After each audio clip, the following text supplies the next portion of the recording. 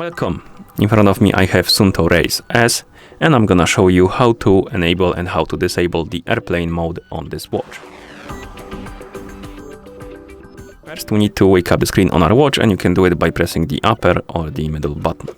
Once you wake up the screen, you should see the current watch face the home screen, and you can then press the lower button to open the control panel.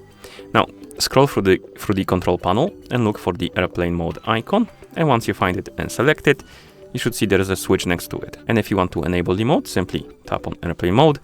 The switch will be ticked on. You can tell by the color changing, basically by the switch changing the color and going up. And if you scroll through the back to the top of the control panel, you will see the airplane mode icon, which also indicates that the mode is enabled. And then you can press the lower button to go back to watch face. And if you want to disable the mode, you can open the control panel, scroll down, select the airplane mode icon, tap on it again. The switch will go back to the ticked off position. The icon from the top of the panel will disappear.